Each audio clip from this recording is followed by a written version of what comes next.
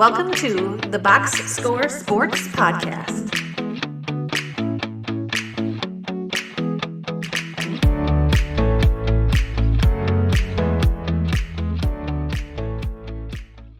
Erik, what was your ugly for week 5? Now, I'm going to pronounce his name wrong, but it's the Arizona Cardinal receiver, Oh, running running back, back. sorry. Yep. Yeah, my bad, running back. Amari, I don't know how to say his last name. It's like Don't butcher it. Yeah. yeah, let's not get to it.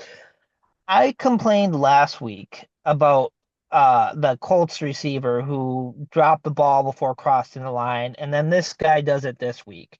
And Should have listened to the right podcast. Like and Yeah, subscribe. yeah, exactly. I would have hit you with some knowledge. Cross the goal line first. It's not that complicated, people. And then look at what happened.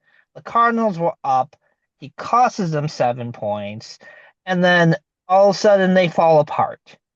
And then to me, that game was ugly for the Cardinals. And I granted it was only ugly in the second, in the fourth quarter or whatever you want to call it. But look at the interception. Cam Ward throws an interception. The guy gets up and throws the ball backwards for whatever reason. He just loses control of the ball. He didn't get hit to lose that ball. Then what's the rule of a live ball? You usually just fall on it. Just fall on it. Well, the Arizona Cardinal player goes to pick it up and he hits the tip of the ball and it goes in the end zone and Tyler Lockett recovers it for a touchdown for the offense. Yeah. Crazy play, by the way. It was a lot of fun to watch when you're not cheering for either team. Right. But it's just like you gotta be smart. Like you cost your team 7 points on that, and then they get all the momentum because they're all hyped up because hey, we were gonna go down by another 7 points, but now we have the ball back. And then all of a sudden they come back, and not only do they come back, they beat you for their first win of the season hmm when you're trying to keep up with your division. Yeah. The- It's yeah. it's ugly. I Yeah. hate it with a passion. Yeah. Arizona, no points in the second half, allowed 16 points in the fourth quarter. Now, one of those was that crazy play, but that comes down to like just knowing like what you should do in that situation, like you said, fall on the ball. And we will give Imari, uh, the same advice we gave Mitchell last week. Watch Barry Sanders tape, okay? Cross that goal line, hand the ball to the ref, and then do your stupid celebrate, whatever celebration you want to do. Okay. So yeah, that was bad. That was ugly from the Cardinals. Um, I I guess promise it won't be in my ugly every week, by the way, but it just 2 weeks in a row. I just can't handle, and it costs teams games. It's ridiculous. agreed. I'm gonna go ugly here. We kind of already talked about the Ravens game, so maybe we'll that I have the Ravens beat down. They got a bunch of injuries. I don't know why Cooper Rush is their backup quarterback. I would have somebody a little bit more similar to Lamar's play style, like Justin Fields, Jameis Winston, someone like that who can run a little bit. But also, let's just hit both these quarterbacks, but also Browning, like 3 interceptions, some really bad ones if you watch the Lions game.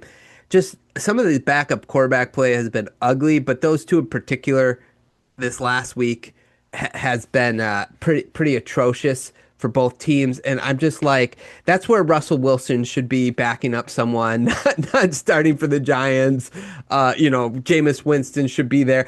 I don't understand how these teams that have Super Bowl aspirations or playoff aspirations go in with a lukewarm to bad backup like Rush or Browning had moments last year, I guess, so you can kind of, but the last couple weeks he's been awful. So I don't know why you haven't done anything to replace him. So anyway, that's my ugly is the play of the backup quarterbacks with the Ravens and the Bengals, Browning and Cooper Rush, and how that has led you put your team in a pickle now that your starting quarterbacks are injured.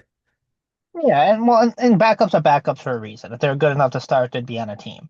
But you still can get by with a better option. I don't ever understand how when a team goes from a quarterback like a mobile quarterback. Obviously, you ain't gonna get another Lamar Jackson because that'd be crazy. But why wouldn't you try to get a player that's somewhat similar to Lamar Jackson? Someone that moves a little bit.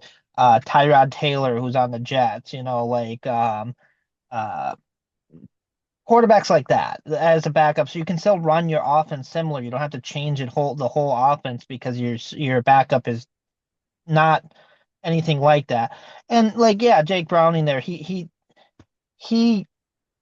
had an okay, like he had some moments, so you didn't expect him to be this bad. But after last 2 weeks, like I know you gotta, like you gotta make a plan. You got like the Bengals, yeah, you gotta figure something out because he is not even remotely should be your backup quarterback at this point. You gotta go out and get someone different.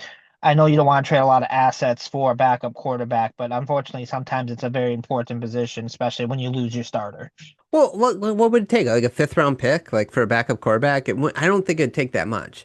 And the other thing is like I can sort of understand a little bit with Browning the first couple weeks, but also I guess like where are the Bengals going to go from here anyway without Burrow coming back? That's part of the problem.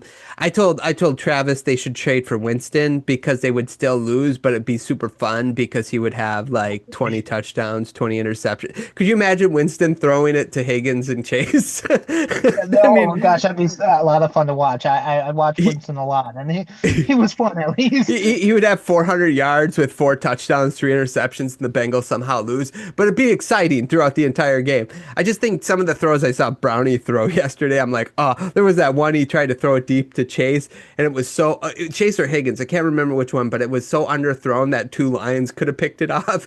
I think Joseph ended up getting the pick and not Arnold. But so there's that. But anyway, and the Bengals offensive line is atrocious too. So whatever. I don't know. Yeah. Hey, and they might have a two-way player now on the Bengals. Did you see how many tackles Jamar Chase had? He at one point had more tackles than any other Cincinnati Bengal. He had 3. I think he led the team in tackles. But obviously I'm joking there because but like hey, that was kind of a funny stat. But yeah, no, the especially like yeah, your season's over usually when you lose your starting quarterback, but it shouldn't be over this quickly. You still would like to see some hope. Especially the Ravens who have Super Bowl aspirations and now they're 1-4. Yeah. Like you need a serviceable backup on a team because NFL is fickle. You hope never to lose a quarterback for the season, but you got to plan for a couple games. It's just reality of the situation. Well, especially if your quarterback is a mobile one, right? Like Yeah. Lamar, like you just know that there might be a time where they'll have a hamstring injury or whatever, and so they'll need a week or two off.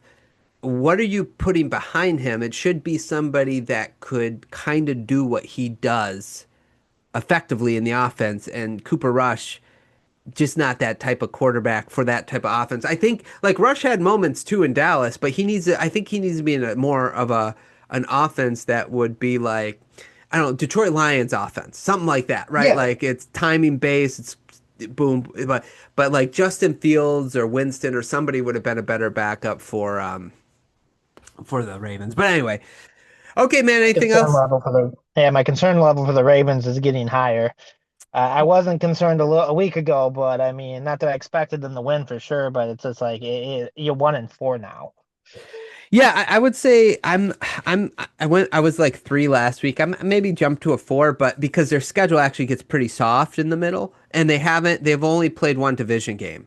So and they won it against the Browns. So if they win their division, if they can go 6-0 or 5-1 in their division, and then somehow win those easy games, they'll be fine. But they need Lamar to come back, and Yes, that's they what they. do. Yeah, okay, okay. Anything else, man? No.